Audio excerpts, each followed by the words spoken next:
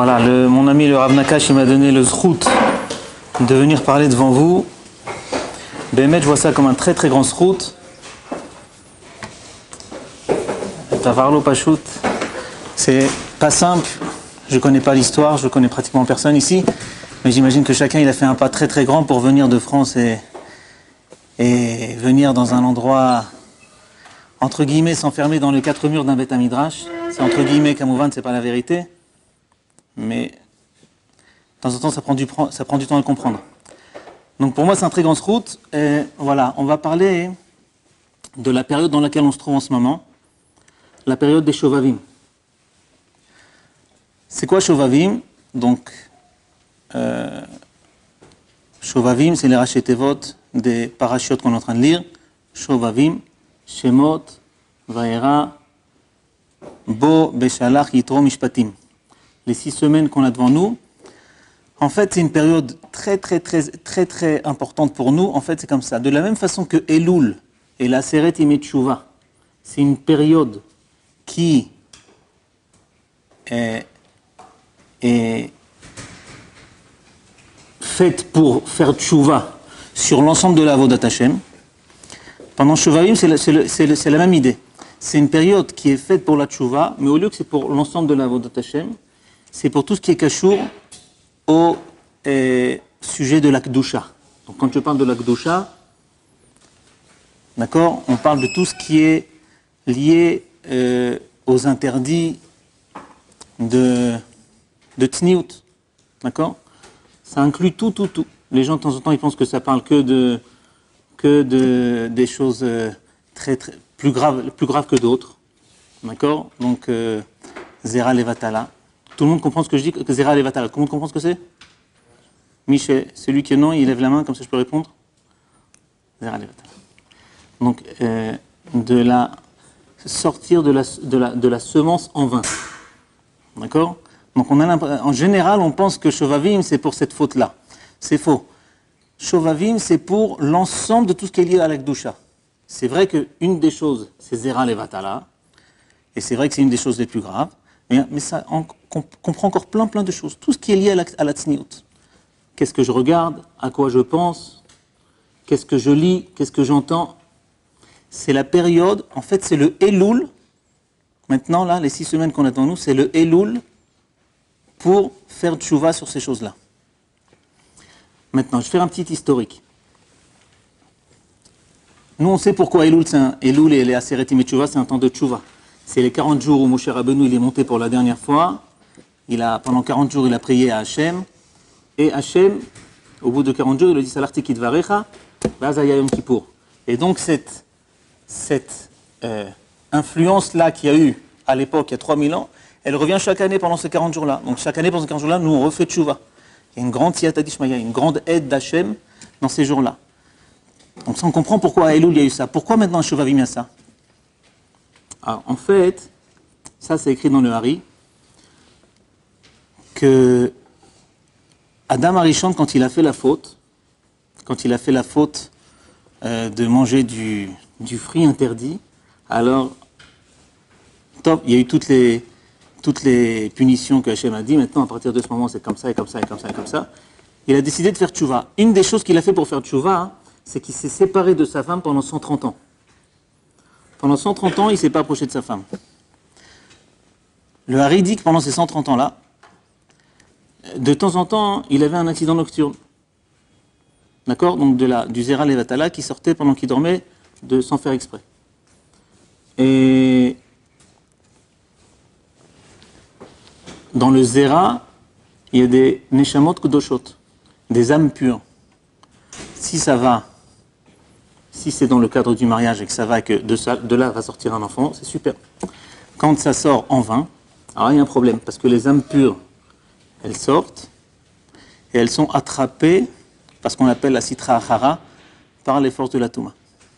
Quand Adam Arishon, pendant ces 130 ans-là, il y a eu ce qui est sorti de lui, ces Neshamot Kedoshot, ces Nitzotzot de Gdusha, ces étincelles de Gdusha, elles ont été éparpillées dans le monde. Principalement en Égypte. Aussi dans le reste du monde, mais on va voir qu'en fait, sauf pratiquement tout est revenu en Égypte. Pourquoi? Parce qu'en Égypte, il y a eu la famine. Et donc les gens, ils venaient du monde entier acheter en Égypte. Donc ils venaient avec leur argent.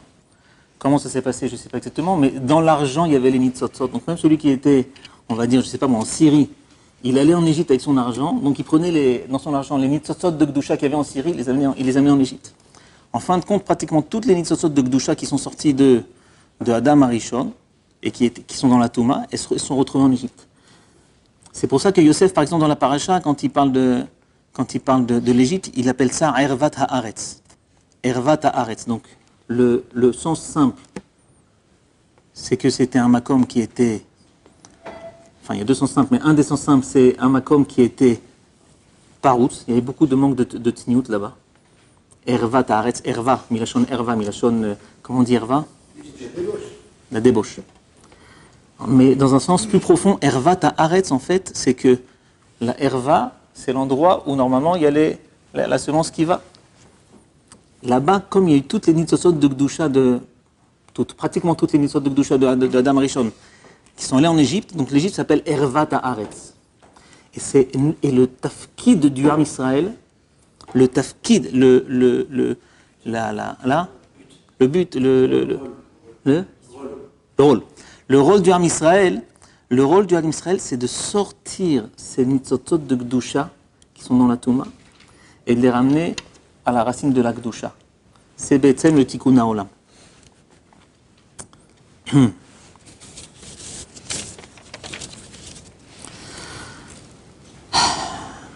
C'est pour ça que les bénis Israël, ils ont dû descendre en Égypte et il y a dû avoir l'esclavage.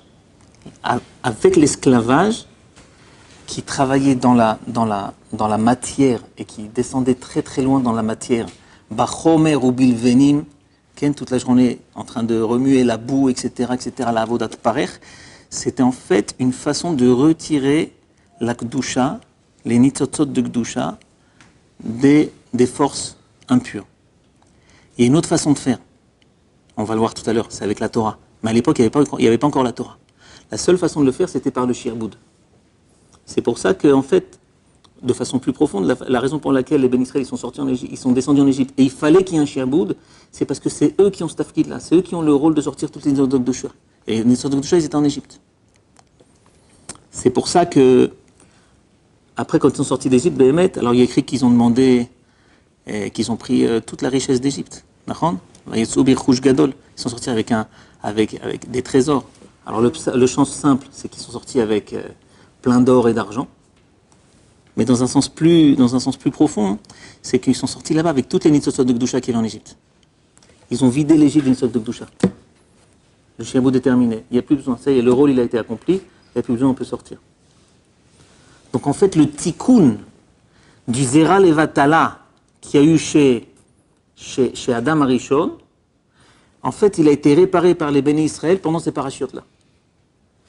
D'accord? Et donc c'est pour ça que chaque année, maintenant, cette Ehara, elle revient. Et chaque année, maintenant, il y a une Ehara, il y a une aide d'en haut pour qu'on puisse réparer, nous, ce qui demande réparation. D'accord? Pour l'instant, c'est clair? Très bien. En quoi ils ont réparé concrètement? Par quelles actions particulièrement? Par l'esclavage. Par la souffrance. Exactement. Il fallait l'esclavage. C'est ça qui fait, tu rentres dans le chomer, tu rentres dans la matérialité, et là-bas tu mets toutes tes forces, ces forces-là que tu mets, elles sortent les nitzotzot de Gdusha. C'était la seule façon qu'il y avait de faire à l'époque, avant le Matan Torah. Après le Matan Torah, les choses changent.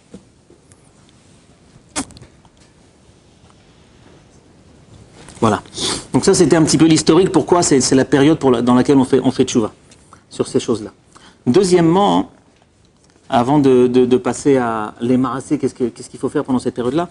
Deuxièmement, il y a une autre nekuda, c'est qu'il faut savoir qu'il y a deux choses qui sont très très liées l'une avec l'autre.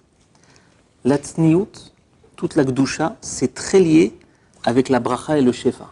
Et inversement, le manque de tsniout, le manque de gdusha, encore une fois je dis, avec tout ce que ça inclut, c'est intimement lié, ça va ensemble avec le contraire de l'abondance, donc la pauvreté, la famine, etc., avec le contraire de la bracha. Par exemple, Mitzrayim, on a vu, c'était Ervat Haaretz. C'était un pays dans lequel il y avait beaucoup de débauches. D'accord? Quand Pharaon il a pris Sarah Imenou, il l'a pris dans son parler de force. Après, quand il a renvoyé, il a dit à Abraham, prends ta femme et va-t'en. Alors que quand Avimelech, il avait pris Sarah et qu'il l'a rendue à Abraham, il a dit voilà, tu peux t'installer où tu veux. Rachid dit c'est quoi la différence? Pourquoi il a dit va-t'en? Parce qu'Avimelech, il dit non, les gens ils sont bécédères ici. Par lui, Pharaon, il a dit à Abraham, regarde, c'est un pays de débauchés. Si tu t'en vas pas tout de suite, ils vont vous sauter dessus. Mitzrayim, c'était un pays de débauche. C'était le principal débauche est en Mitzrayim. C'est pour ça que le Ra'av, la famine, à l'époque de Yosef, elle a commencé par Mitzrayim. Ça va ensemble. Ces choses-là vont ensemble. Le mazon et la znout, c'est lié. Le mazon, donc, la nourriture, la znout, la débauche, c'est lié. C'est Samlev que vous rendez compte que là, c'est la même racine. D'accord? Mazon, la racine du mot mazon, c'est zain et nun. La racine du mot znout, c'est zain et nun. C'est le même shoresh au niveau grammatical. Maintenant, nous, on sait que dans la Torah, le Hachem, il a créé le monde avec les lettres. Les lettres, c'est pas seulement des lettres. Les lettres, c'est une force spirituelle avec lesquelles je forme quelque chose. Par exemple, de l'eau, c'est quoi? C'est H2O. Nous aussi, en français, on sait qu'il y a des lettres, et les lettres, ça veut dire quelque chose, c'est une force. H2O, ouais, 2 hydrogènes et 1 oxygène. Et bien pareil, avec les lettres de la Torah, Hachem, il a créé chaque lettre, c'est une force. Quand on dit qu'elles ont le même shoresh, c'est pas seulement un truc grammatical. C'est qu'en haut, il y a un shoresh qui donne quelque chose. Il y a un shoresh, il y a une racine spirituelle qui donne quelque chose en bas, dans notre monde. Et bien Zan, donc le mazon, l'abondance, et znout, ça vient du même shoresh. Maintenant, donc si je prends dans la znout, eh ben, il en reste moins pour le mazon. Si par contre je ne prends pas dans la znout, alors là le shoresh il reste entier, et là il y a un shefa, il y a beaucoup d'abondance. Ça qui fait que en Mitzrayim, ça a commencé par là-bas. Ça a commencé par là-bas le Ra'av. Parce que c'était un RS de débauche.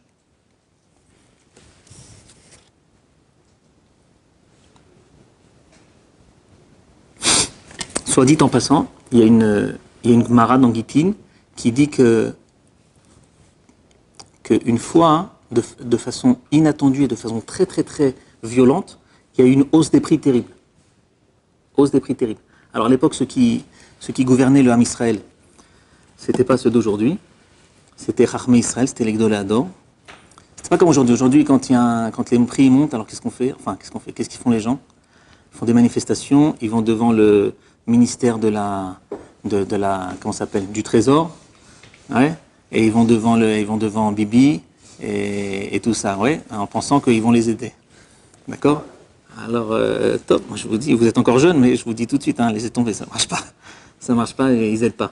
Ils aident pas. Ils ont besoin qu'on vote pour eux, mais après, ils sont pas là. À l'époque, Chachmei Israël, c'était eux qui gouvernaient le Ham Israël. Quand il y avait un problème, ils ne regardaient pas le dernier étage du problème, ils regardaient la source du problème. C'est quoi la source? Tout le temps, chaque chose qui arrive ici, la source, elle est spirituelle. Simplement, nous, on ne sait pas. Eux, ils savent c'est quoi la source spirituelle de chaque chose, comme je viens de le dire maintenant. La source spirituelle du mazon, c'est la Gdusha. Et s'il n'y a pas du mazon, et s'il y a de la znout, il n'y a pas de mazon, par exemple. Donc quand ils ont vu que de façon pas naturelle, très très violente, d'un seul coup il y a une hausse de prix terrible, ils sont assis, ils ont dit il faut qu'on vérifie ce qui se passe, ils sont arrivés à la conclusion qu'il y a eu un problème de znout. Alors, ils ont commencé à faire une enquête. La Gemara dans Gittin, Unzain. Et qu'est-ce qu'elle dit là-bas, la Gemara? Elle dit qu'ils ont trouvé le problème, c'était un homme et son fils qui ont violé une femme qui venait de se fiancer. D'accord? Ils ont trouvé que c'était ça. Maosim, la Gemara a dit, ils leur ont donné le Honesh qu'il fallait. Le lendemain matin, les prix sont revenus normaux. Simoulev, que c'est une Gemara dans Gittin, et Zedaf? Unzain. Zan. Ça, c'est un remède, non, c'est pour que vous vous rappeliez. Hein? Au Sheken, au Shelon, il Et c'est pour ça que celui qui devait sortir le monde du Ra'av, c'est qui l'a sorti? C'est Yosef. C'est Yosef. Shomer Abrit. Shomer Abrit. C'est l'exemple par excellence de celui qui fait attention à la Gdusha. Yosef ou Amashbir. C'est lui qui a amené tout le chef à Mapshat. Alors nous, ce qu'on voit avec nos yeux, c'était que c'était un super organisateur, un super gouverneur. Il avait un diplôme expert comptable, etc. C'était un super truc. C'est vrai, hein. Mais ça, c'est que le résultat d'un truc qui se passe là-haut. Yosef, c'était le Shomer Abrit. C'est lui qui a fait le... Soit dit en passant, hein, tant qu'il n'avait pas eu le gros Nisayon avec la femme de Potiphar et qu'il n'était pas truqué, pour l'instant, il était encore incapable de sauver l'histoire. Il fallait qu'il fasse ce Nisayon-là avec la femme de Potiphar, qu'il soit mitgaber sur son Yetzer. Là, il a créé le Shoresh de Gdusha. Et donc là, maintenant, c'est moi qui peux sortir l'Égypte et le monde entier du Rahav. Vous vous rendez compte, c'est incroyable. C'est un type seul, il a sauvé le monde entier du Rahav. Il y avait un Rahav dans le monde entier, par la Gdusha. C'est très, très, très, très lié.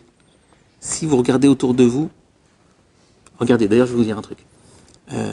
En général, c'est quand que les prix montent.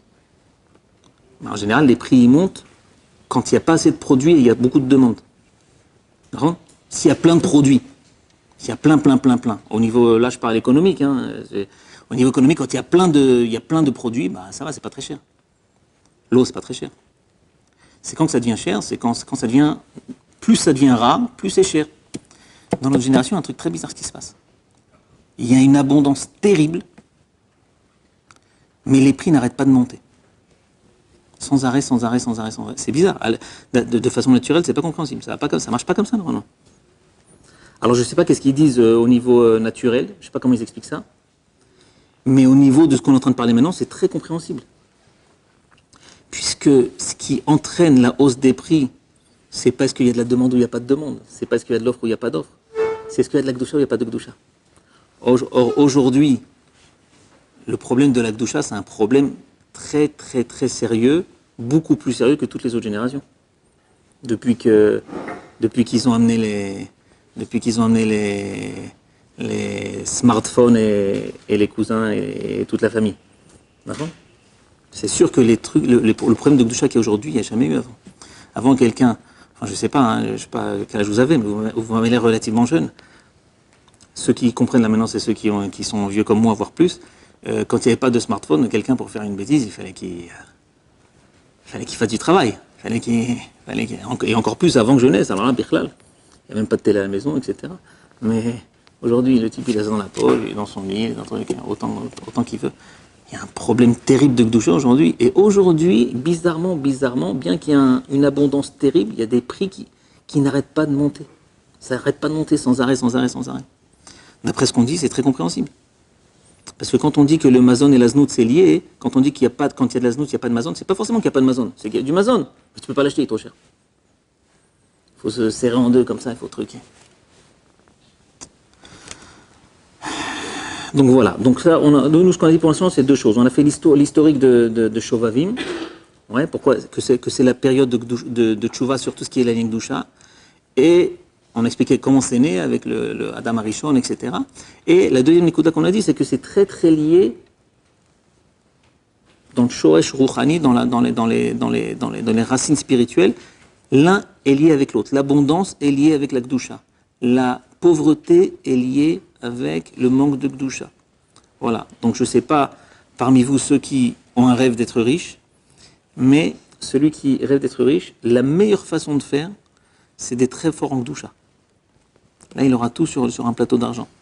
Celui qui veut galérer, la meilleure façon de faire, c'est qu'il ne fasse pas attention aux Inyanet de Gdusha. Ne me dites pas, non, mais lui, je sais très bien qu'il a des problèmes de Gdusha et il a plein d'argent. L'argent, ça ne veut pas encore dire qu'il a une anna de son argent, ouais. Si son argent il part à droite à gauche dans des lourdeurs parce qu'il doit éteindre du feu qui est allumé à droite à gauche, ou que son argent de toute façon il dit ouais je veux bien mais je suis malade mais je peux pas manger, ou encore 10 000 choses, ou alors il a des problèmes à la maison avec sa femme, avec ses enfants, etc., qu'il n'a pas un gramme de anna de son argent, ça ne s'appelle pas qu'il a de l'argent. L'argent c'est pas l'argent lui-même, l'argent c'est qu'est-ce que je peux faire avec l'argent. Voilà. Donc c'est une période très importante où il faut qu'on En fait, il faut qu'on se dise, voilà, on est à Elul. J'imagine que à Elul dernier, bah, vous êtes dit, ouais, Elul, faut se mettre dedans. Et ben voilà, bah, maintenant il faut se mettre dedans. C'est Elul, sauf que c'est un Elul qui est spécifique à la Gdusha. Alors, Tachles, les Maasé, qu'est-ce qu'il faudrait faire? Bon, il y a beaucoup de choses. Tiens, d'ailleurs, je pense à autre chose.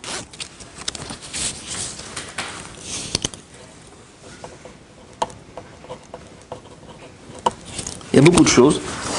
Il y a des choses qui aident plus, il y a des choses qui aident moins. Mais chaque chose, elle est importante. Chaque chose que je fais qui fait encore un petit tikkun, et encore un petit tikkun, et encore un petit tikkun, ça fait du tikkunim. Plein de tikkunim. Plein de réparations.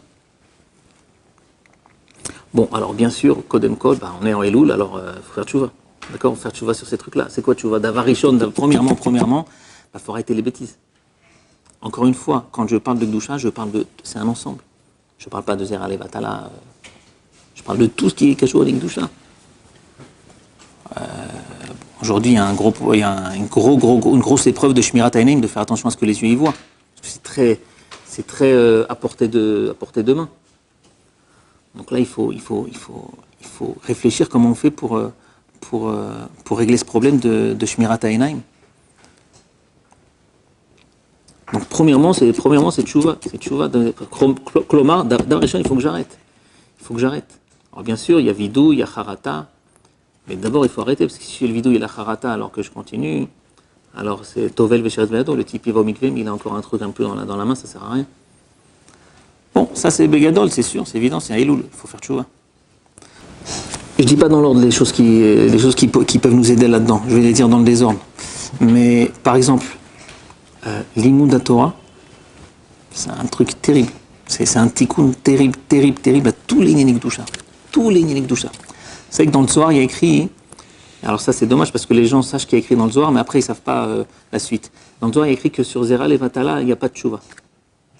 Pas de tchouva, impossible. Même si le type fait tchouva, il n'y a pas de tchouva. Comme ça, c'est écrit dans le Zohar, dans les mots. En vérité, c'est pas vrai. Tous les Mefarshim, ils ont dit que c'est pas ça le pshat du Zohar. Le pshat du Zohar, c'est que pas n'importe quelle tchouva, elle aide. Alors, il y a plusieurs explications. Une des explications, c'est que la faute dans la Gdusha, c'est une faute qui est au niveau du Moar. Il y a doua, même dans les sciences aujourd'hui, que le Zera, la semence, c'est son shoresh, c'est dans le Moar. Dans la moelle épinière, mais pas la moelle épinière qui est ici, dans la moelle épinière qui est là. D'accord? Alors que la tchouva, ça vient du cœur. Comment c'est écrit dans le Passouk? Je l'ai écrit ici. Vous savez? Non.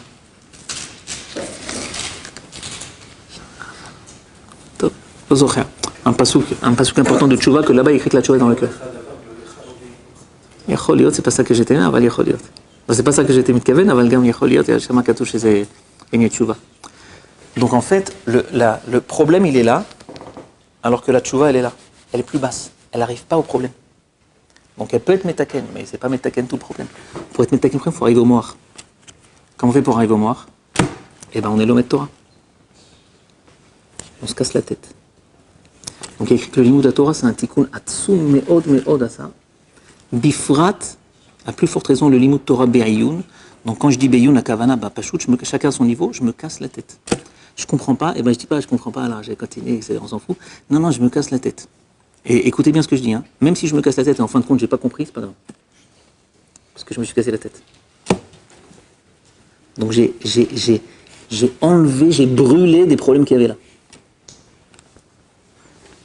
Donc le Limud Torah c'est très important, à plus forte raison le Limud Torah Be'iyun, et à plus forte raison le Limud Torah Be'simcha. De s'habituer à trouver la Hana'a dans le Limud Torah. Qu'est-ce qui se passe? Hein? Ah, attends. C'est pas pour rien qu'on est amis, Et ça marche. Hein? Alors, il y a un Igletal ici. Là-bas, le Igletal dans l'Agdama, ça vaut le coup de lire l'Agdama du Igletal et même de la lire de temps en temps, de la revoir de temps en temps. Il parle comment on étudie la Torah. Le Igletal, c'est un livre qui parle des 39 Melachot de Shabbat. C'est pour ça qu'il s'appelle Igle Tal. Tal, en Gematria, c'est 39. Et il a une très très belle Akdama, il parle de plein de choses. Et il parle que le Limud Torah, à plus forte raison Beyoun et à plus forte raison avec la Simcha, c'est Metaken le Havon de Bgamabrit. C'est Metaken le Havon de Gdusha. À cause de ce qu'on a dit. Parce que le Moach il est là, et le Lev il est là, la Tchouva elle est là, le Moach il est là, donc la Tchouva elle montage que là, donc il faut faire quelque chose qui vient d'ici. Et après, il parle de ce qu'on appelle, ça c'est très connu, ça, il parle de la Torah Lishma. Il dit, les gens ils pensent que étudier la Torah Lishma, hein, ça, si je kiffe dans mon limoud, alors c'est pas Lishma, puisque je suis en train de kiffer. L'ishma, c'est quoi l'ishma? Hein? C'est quoi l'ishma? L'ishma, c'est quand je fais les mitzvot et je pleure. Alors, je pleure. Bien que j'ai pas envie de le faire, je le fais. Ça, c'est mamash l'ishma. Ouais. Si j'ai un kiff, ah ben non, c'est pas l'ishma. Alors il dit c'est faux ça. Bon, là, je rajoute. Hein. Il dit c'est du christianisme. C'est les chrétiens qui disent qu'il faut pleurer toute la journée pour faire la volonté d'Hachem. Bon. Ouais, c'est pas moi qui me l'amène, Viens, on laisse le bon Dieu décider c'est quelle souffrance qui vient sur moi. C'est pas moi qui vais me l'amener. Je dois pas me couper les doigts quand il y a un problème. Moi, je dois faire tchouva. Kadosh Baruch Hu, Kadosh Baruch Hu, il veut que je le serve dans la joie. Même les chalakim de la tchouva, qu'il semblerait qu'il faudrait les faire un petit peu dans la tristesse. Par exemple, dans la tchouva, un des trucs, c'est la charata. Il faut regretter. Il faut avoir du tsar de ce que j'ai fait. C'est un des tikkunim. C'est vrai, même ça, c'est écrit dans le Harizal, 5 minutes par jour. Toute la journée, tu ne penses pas à ça. L'avtafka pour ces fautes-là, pour toutes les fautes. Quand tu fais tchouva, 5 minutes par jour, on est mitraret. C'est quand? Ou au moment du vidouille, qu'on fait tous les jours, à minchar vite, ou le vidouille avant de dormir, ou tikkun chatzot. C'est tout. Après 23h55 par jour, besimcha kol azman. Lo charata. Et si le Yetzer, il te vient, il te dit, ah, valkatou vechatati negdi tamid, ma faute est tout le temps devant mes yeux, vechatati negdi tamid, eh ben, tu lui dis, c'est pas le vrai pshat, parce que tamid, ça veut pas dire tout le temps. Par exemple, il y a le korban à tamid. On ne sait pas toute la journée. On ne sait pas toute la journée, korban à tamid. On sait 2 fois par jour. Une fois le matin, une fois le soir. Tamid, ça veut dire c'est tous les jours. C'est pas toute la journée. Mais Hachem, il attend. Ça, c'est le Hari. Hein. Pourtant, le Harizal, il est relativement marmire. Hein. Même lui, il dit que c'est 5 minutes par jour, la charata. Pas de tristesse. Là, ce que je dis, c'est pas du tout Breslev. Bien que j'ai rien contre Breslev. Hein. Mais c'est pas un message de Breslev, forcément. C'est pas un message de Breslev, c'est un message de la Torah. Kadosh Baruch Hu, il attend pas qu'on le serve en pleurant. Ça, c'est le Nouveau Testament, ça. On doit faire des jeûnes pendant Shovavim, on s'inflige une souffrance dans ce cas-là. Alors, premièrement, il faut savoir que les poskim, je suis d'accord, hein, c'est Zenachon, il écrit qu'il faut faire des jeûnes. C'est vrai que les poskim aujourd'hui, ils disent que c'est pas trop le derrière. C'est pour ça que tu vois que tout ce que je vais vous dire maintenant, je parle pas des jeûnes, bien que je dis pas qu'il faut pas. Et bien que je dis pas qu'il faut pas regarder ce qui est écrit dans les affiches dehors, que vient au Tikkun Shovavim, etc. Je dis pas ça. Mais je dis qu'il faut connaître son endroit. Il faut connaître où je me situe. Il faut que je travaille là où je me situe. Il faut savoir, est-ce que le jeûne, qu'est-ce que je vais gagner avec et qu'est-ce que je vais perdre. C'est évident. Stam, je raconte une petite histoire très importante, très, très, très, très belle, très importante, mais c'est une vraie histoire. Le Rav Shmuel Auerbach, le fils du Rav Shlomo Zalman Auerbach, il racontait que son père, donc Dolador, Rav Shlomo Zalman Auerbach, il racontait tout le temps qu'il y avait quelqu'un là-bas à Beth Israël, là où ils habitaient, qui jeûnait plusieurs fois par an, de Motzai Shabbat jusqu'à la Knisat Shabbat. D'accord? Ouais, les jeunes de 6 jours, là, les jeunes violents. D'accord? 6 jours, rien du tout. Pas une goutte d'eau, rien. D'accord? C'était leur voisin. Comme ça, il raconte Rav Shmuel Auerbach. C'était leur voisin. Et il l'a fait plusieurs fois. Plusieurs fois, il fait ça pendant l'année. Et pendant des dizaines d'années, il a fait ça. Une fois, on était à 1 heure de Shabbat, un truc comme ça. Il reste 1 heure. Il a dit à sa femme, amène-moi à manger. Donc sa femme, elle a dit, s'il a dit amène-moi à manger, c'est que le type, il est en train de... Il va s'évanouir sinon je ne l'amène pas. Il lui a amené, mais elle voit qu'il n'a pas du tout l'air de vouloir s'évanouir. Et il a mangé. Quand il lui a dit, mais qu'est-ce que tu te sens mal? Il dit, non, je me sens très bien. Asmakara, il dit, je suis en train d'étudier. Il y a un Tosfot. Le Tosfot, j'essaie de le comprendre, j'y arrive pas. C'est une vraie histoire. Rav Shmuel, il a raconté, moi je l'ai entendu mes oreilles de sa bouche. C'est son voisin. Il dit, là, j'y arrive pas, et je sens que j'y arrive pas parce que je suis faible à cause du jeûne. Donc il faut que je mange pour comprendre Tosfot. Adkan l'histoire. Ça, c'est l'histoire. Maintenant, venez, réfléchissons. Je comprends pas. Il reste 1 heure. C'est pas Chaval. Laisse tomber le Tosfot pour l'instant. Fais encore 1 heure. C'est pas un jeûne de 12 heures que tu as fait là. Tu as fait un jeûne de 6 fois 24. 1 heure. Après, tu es le héros. D'accord ? Ça veut dire que comprendre un Tosfot, c'est plus grand qu'un jeûne de 6 jours. Donc c'est vrai, nous on a l'impression que le jeûne ça fait quelque chose. Et c'est vrai que ça fait quelque chose.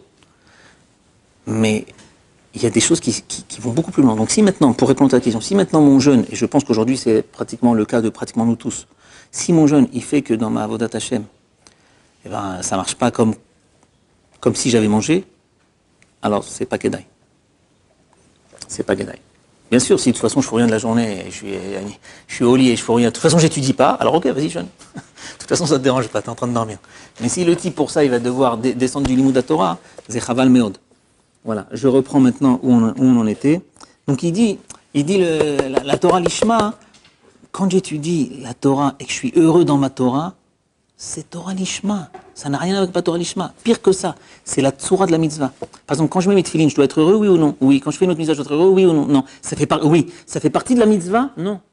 La mitzvah, c'est de mettre les tefilines. Quoi, dans la mitzvah de tefilines, il faut que je fasse la simcha? Non. C'est que quand je suis Rachel, je dois être Simcha, mais c'est pas lié avec la mitzvah de tefilin. La mitzvah de Limud Torah, dans la mitzvah elle-même, la façon de la faire, c'est Besimcha. D'où on sait, puisque avant chaque mitzvah, on fait la bracha de la mitzvah, Baruch Ata Hashem, le'aniar tefilin, et tout de suite, il faut faire la mitzvah. Je n'ai pas le droit de faire un ifsek. Je n'ai pas le droit de dire le'aniar tefilin, et Hashem fait que je kiffe que de mettre les tefilin, et maintenant je les mets. Non, j'ai pas le droit, c'est un ifsek, d'accord ou pas? Ben, c'est ce qu'on fait tous les jours dans les birkot à Torah. On dit Baruch Ata Hashem, Asher Kideshanu al divrei Torah, ve'ha'arevna Hashem ve'chule. T'as pas encore commencé à étudier. Déjà, tu demandes que la Torah, elle soit areva, elle soit metuka. C'est un chelek intégral de la mitzvah. Bon, il dit aussi à plus forte raison l'imoud de Halachot Shabbat, aval meshane. C'est kol la mitzvot kulam. Kol הלימוד, לא משנה de qu'est-ce que j'étudie, kol sheken beyun, kol sheken besimcha, c'est un tikkun מאוד gadol. Top, j'ai voulu vous lire à l'intérieur, mais le temps il se fait juste, donc on va passer à d'autres choses.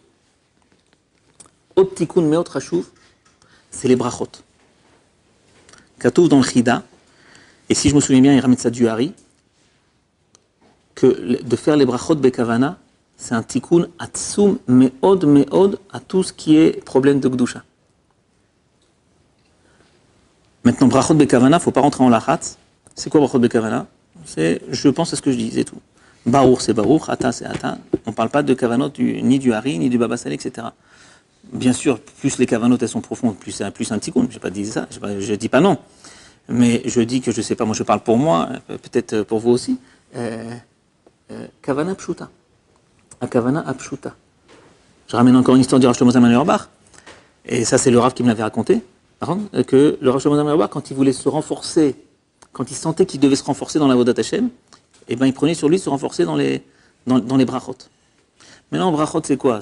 Vraiment, c'est pas dur, c'est 100 fois par jour. D'accord? Mais maintenant, mais 100 fois, mais ça va très vite, parce que déjà tu as 20 brachot le matin, dans les birkot HaShachar, birkot HaTorah. Même si tu les fais Bekavana, ça veut dire dans le sidour et doucement, c'est 5 minutes, pas plus que ça. 5 minutes, on peut les donner. Après, on a 57 brachot dans les amidot. Je suis déjà dans la mida. De toute façon, je fais rien, je regarde rien et je suis dans mon sidour. Je peux la faire la bracha bekavana, je peux la faire. Donc on est déjà à 57 plus 20, on est déjà à 77. Allo nishar kloum. Maintenant, je vous dis, à part ça, il ne s'agit pas de... C'est pas si je fais les 100 brachot bekavana, alors ça marche, et si je fais pas 100, ça marche pas, c'est pas vrai. Chaque bracha bekavana yozeret. Chaque bracha bekavana yozeret. C'est tikkun gadol meod côté vachida, c'est tikkun gadol meod. Et je l'ai vu aussi ce Shabbat-là au nom du Rav Sternbuch, qui a parlé des Shuvavim. Il a parlé de ça. Il a dit Rabotai, meod chashuv brachot à tikkun azé. Stam kacha, si on fait attention à ce qu'on dit quand on fait une bracha, pas besoin de. Mais après on kiffe. C'est quoi Baruch ata Hashem Elokeinu melech haolam she'akol nהיה bidvaro.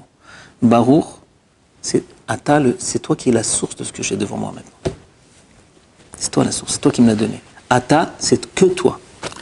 Ah, mais j'ai l'impression que c'est ma femme, c'est mon père, c'est ma mère, c'est machin, etc. Ouais, non, eux, c'est comme le type qui t'amène la pizza. D'accord? C'est le Mishlohan, c'est le livreur. C'est que toi, Baruch Ata, et ce n'est que toi la source d'abondance. Hachem, Elokeinu, c'est quoi Elokeinu? Tu es le Dieu à nous. Tu t'occupes de nous. C'est quand je prends un café, un bon café au lait ou chocolat avec ce qu'il fait vibrer, d'accord? Un bon verre de coca, c'est Hachem qui a dit, eh ben comme je m'occupe de toi, que tu es mon fils, eh ben je vais t'amener un verre de coca. Non, c'est la vérité. Il n'y a pas un gramme d'exagération. C'est ça Elokeinu. Elokeinu, tu t'occupes de nous.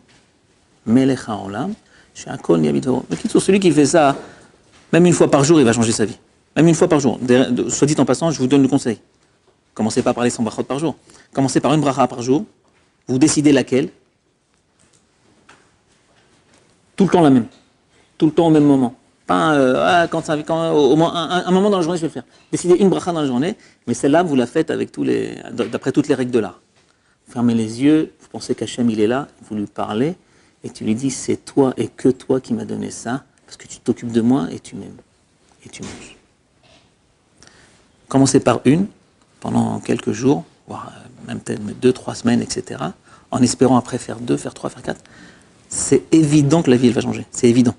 C'est évident. Et comme on a dit, à part ça, c'est un grand tikkun. Encore un tikkun, le kriyat shema du soir avant de dormir.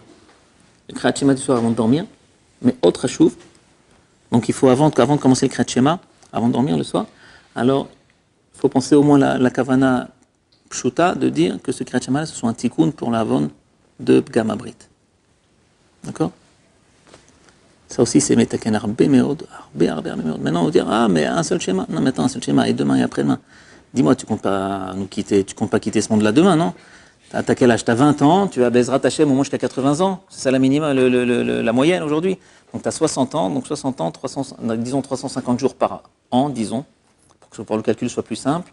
Donc en 10 ans, 3500, et en 80, donc 3005 x 8. Non, 3005 x 8, ça fait 22? Ouais? Non, c'est possible, hein? Je sais pas. Top, ok. 26 000 kriyat shema, 26 000 kriyat shema. Même si kol kriyat shema, ça fait un petit truc. 26 000 tikkunim, 26 000 tikkunim. À remettre, c'est que ça fait pas un petit truc, hein, ça fait des gros trucs. Il écrit que de temps en temps, avec un kriyat shema, on peut enlever des milliers de kochot atuma qui ont pris les nitzot zokdusha. Ça dépend de jusqu'à combien je m'échaveille. Donc voilà, on a parlé de Tchouva, de Limouda Torah, on a parlé de Brachot, de Kriyat Shema Shalamita. Maintenant, la dernière chose, comme on a dit, Beikar aujourd'hui, tout le temps, mais Kol Sheken aujourd'hui, c'est Shmirat HaEnaim. Et Shmirat HaEnaim, le gros problème aujourd'hui, la vérité, le gros problème aujourd'hui, c'est pas la rue. Le problème, c'est le marché, c'est le smartphone. Donc moi, je sais pas, hein, je vous connais pas, je suis très content d'être devant vous. Je sais pas si c'est réciproque, mais en tout cas, moi, ça me fait très plaisir de vous parler. Mais je sais pas jusqu'à combien chacun où il s'en trouve, où il en est, etc. Mais sachez un truc, hein. Ce marchir-là, c'est la catasse. Pas seulement au niveau de la Torah, mais au niveau de la Torah Bichlal, c'est la catasse.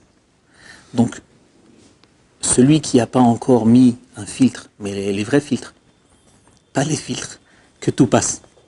D'accord? Celui qui n'a pas encore un filtre, c'est le moment, c'est Shovavim, c'est le moment. Allez, on est au Sek Bat Tshuva maintenant. Tshuva, comme on a dit au début, c'est d'abord j'arrête les bêtises. Et arrêter les bêtises, c'est Kodem Kol, c'est d'arrêter de regarder des bêtises. Arrêter de regarder des bêtises, ça fait des... Le Ravad, il dit, quand le type, ses yeux sont gardés, alors son cœur, c'est-à-dire ses pensées, elles sont gardées. Et si ses pensées sont gardées, alors il est tout gardé. Hachem, il dit, si tu me donnes ton cœur et tes yeux, je sais que tu es à moi. Mais si mes yeux, ils sont partout, etc. Aujourd'hui, ça le problème, c'est le truc. Donc, je ne sais pas, pour l'instant, je dis pas, celui qui pense qu'il peut pas s'en séparer de son de son marchir, alors bon, mais au moins de mettre le filtre le plus puissant qu'il y a. Et après, comme ça, vous pouvez regarder la météo sur votre marchir et kiffer. D'accord? Un botin, ce marchir-là, j'ai raconté une histoire. Voilà, je termine. Mais en tout cas, sachez que Beikar, c'est l'histoire du marchir. Je vais raconter une minute. Voilà. J'ai raconté d'ailleurs l'histoire au Rav il y a quelques mois. Il avait du mal à y croire, mais après, il m'a dit qu'il a vérifié que c'est vrai. Il y a Rami Lévy. Vous connaissez Rami Lévy? Rami Lévy, c'est la plus grosse chaîne de supermarchés ici. C'est un type, il est archi-milliardaire. Archi-milliardaire, c'était un épicier comme ça. Il est devenu archi-milliardaire. Il a des centaines dans le pays. D'accord? Eh bien, il a pas de iPhone, le type. Il a un téléphone cachère. C'est pas un froum. Hein.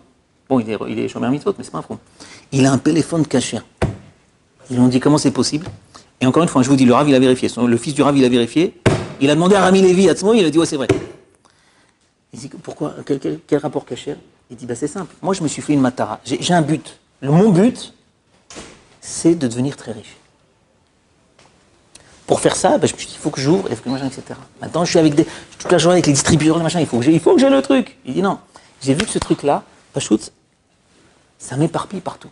Ma tête, elle est là. Pour réussir, il faut que d'abord je fixe mon but et après que je suis que dans mon but. Mais s'il y a un but qui est fixé, mais ma tête, elle est partout, un truc de laser de 3 milliampères, il peut couper du fer. Alors que le soleil, tu mets un petit rideau, il passe plus. Comment c'est possible? Parce que le laser, il est concentré. Le soleil, il est éparpillé. Il dit, ce marchir-là, ça éparpille. Tu fais rien de ta vie. Tu es partout en même temps. Si on veut réussir, il faut se donner une matara. Nous, notre matara maintenant, c'est de se rapprocher d'Hachem dans l'Akdoucha. Une matara. Et ce marchir-là, c'est le plus grand truc qui éparpille la truc. Donc au moins, Bezrat Hachem, j'espère, en tant que Shlav Rishon, que ceux qui n'ont pas encore le filtre, le meilleur filtre, ils mettent le meilleur filtre en tant que étape numéro 1, Bezrat Hachem, en espérant que par la suite, ça aille beaucoup plus loin. Voilà, Chazak ou Baruch, je vous remercie de m'avoir écouté et je vous souhaite plein de Hatzlacha.